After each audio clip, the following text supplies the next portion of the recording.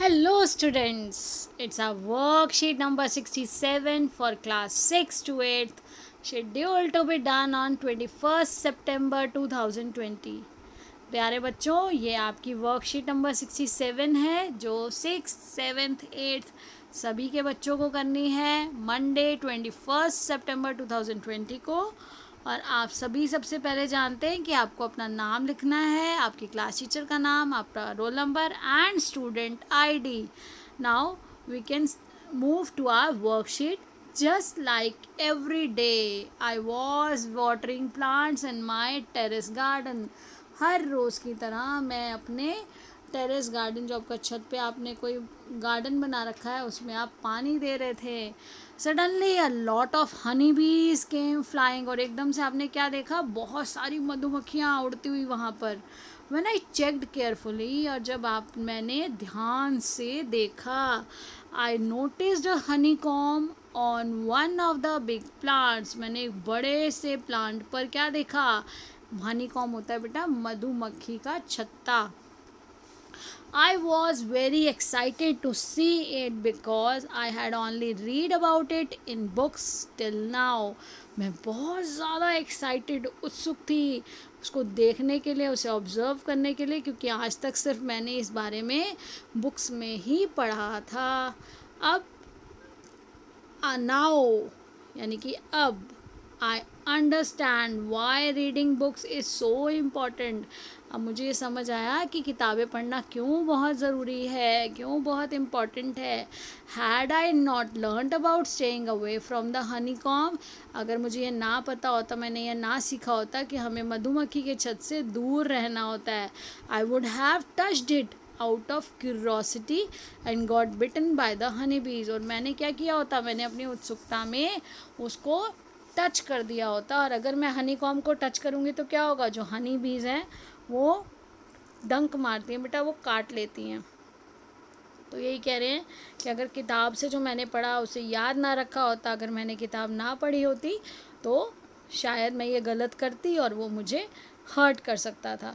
तो आप सभी बच्चों को क्या पता चला कि हमें किताबें बहुत ध्यान से, जो हम ज्ञान ले रहे हैं उसे ध्यान से पढ़ना, समझना चाहिए, ताकि हम उस ज्ञान का इस्तेमाल आगे कर सकें अपनी लाइफ में। और आसपास भी बेटा ऑब्जर्वेंट रहना चाहिए, आपको देखना चाहिए आपके आसपास सब क्या हो रहा है, और उनसे भी बहुत कुछ सीखने को मिलता है।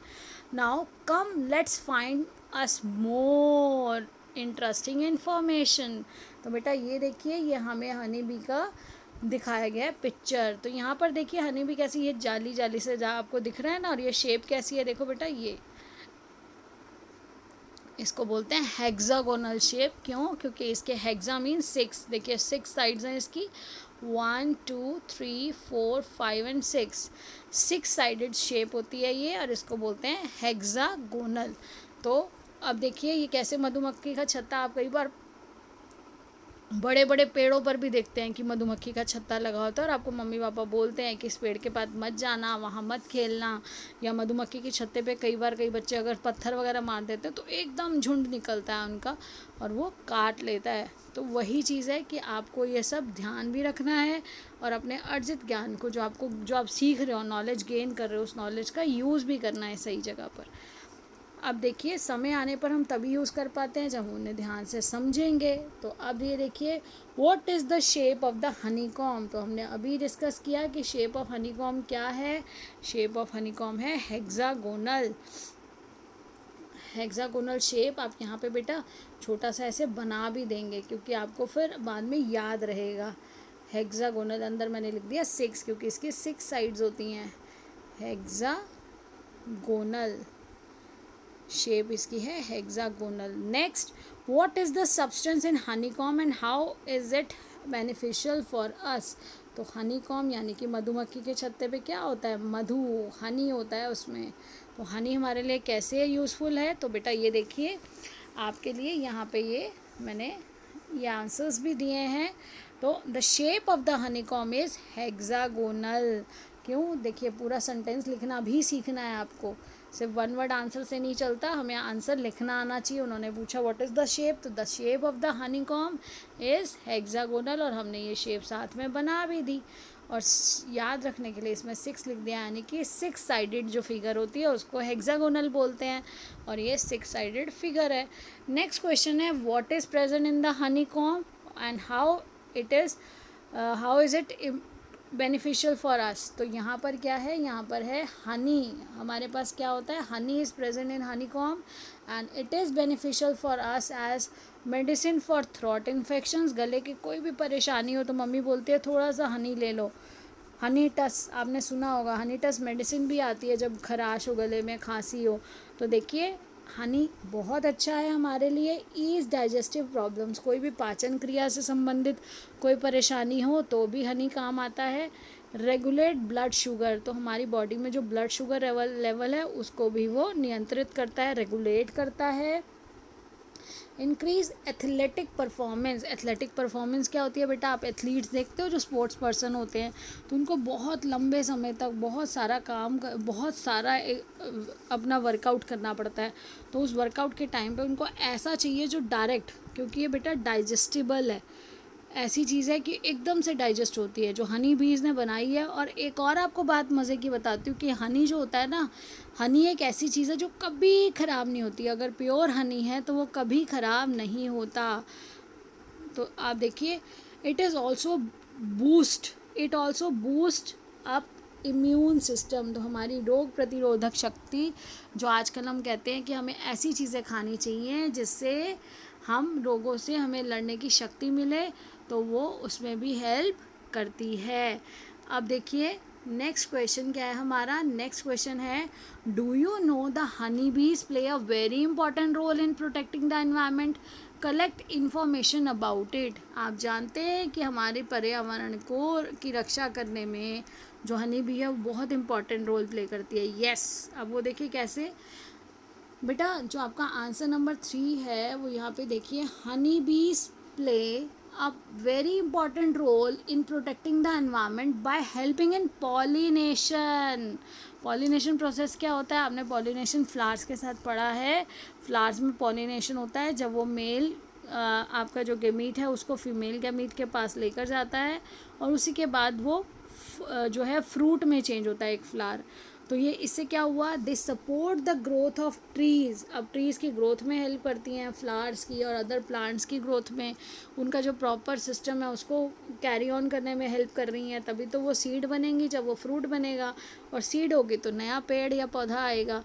तो अब देखिए, which serve as food and shelter. और पेड़ पौधे अगर आगे बढ़ेंगे तो हमारे लिए फूड भी देंगे, शेल्टर भी देंगे, और इसी तरह से सभी लार्ज या स्मॉल जो क्रिएचर्स हैं उनको बेनिफिट मिलता है। जो बड़ा या छोटा जो भी जीव है वो डायरेक्टली और इनडायरेक्टली बेटा एक दूसरे पे डिपेंडेंट होता है, और ये इकोसिस्टम के बैलेंस को मेंटेन करने में हेल्पफुल है।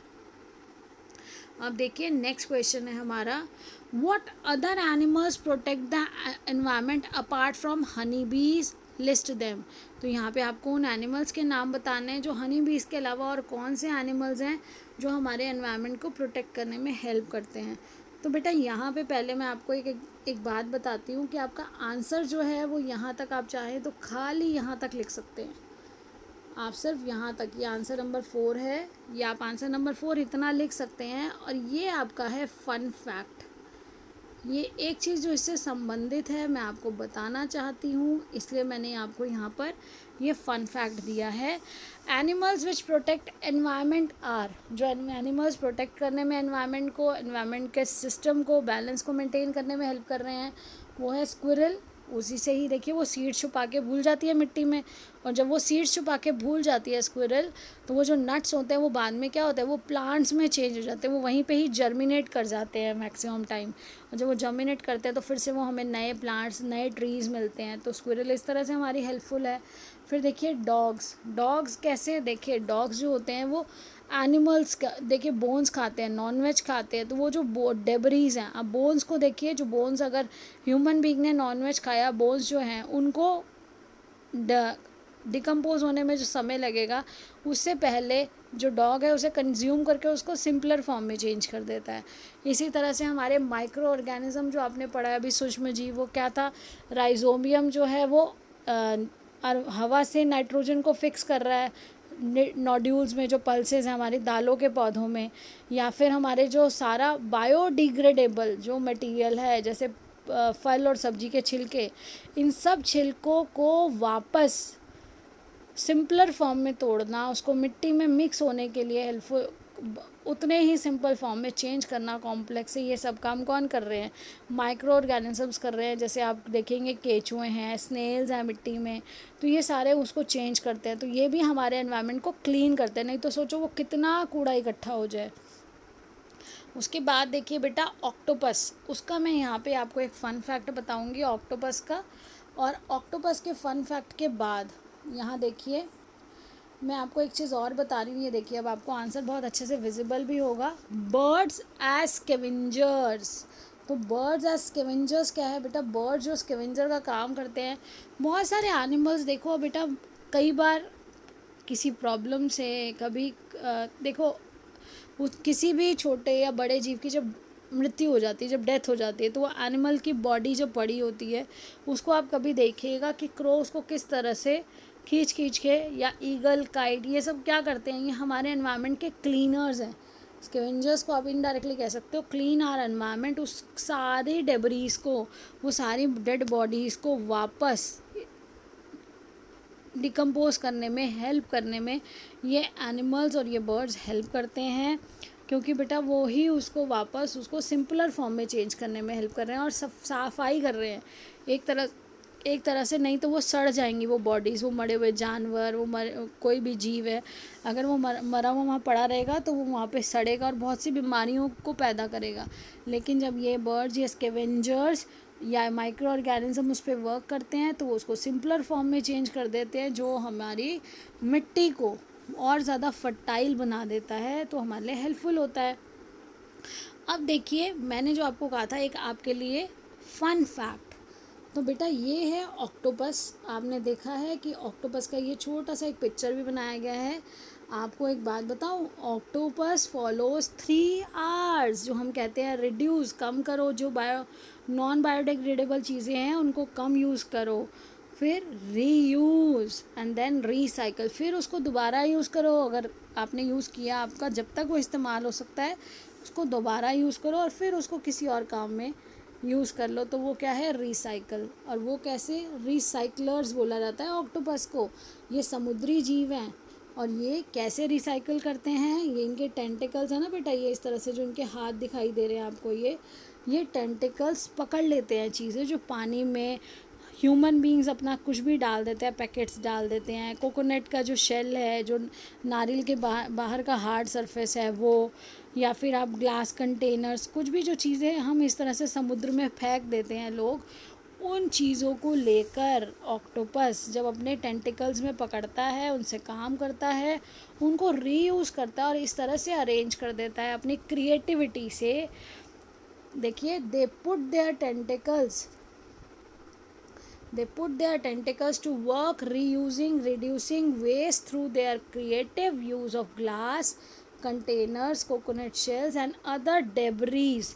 जो भी और कूड़ा जो हमने ह्यूमन बींग्स हैं तो बाहर से अंदर फेंक दिया या वो बाहर से अंदर चला गया, अब ऑक्टोपस उसको किस में चेंज कर देता है? उसको अपना ट्रेजर बना देता है। आप देखिए ये लास्ट लाइन है, मैन्स ट्रैश यानी कि कूड़ा, जो ह्यूमन बींग्स ने अपना कूड़ा बनाया उसे पानी में छोड़ दिया, किसी तरह से वो समुद्र तक पहुंच गया और ऑक्टोपस ने उसको अपना क्या बना लिया? ट्रेजर बना लिया।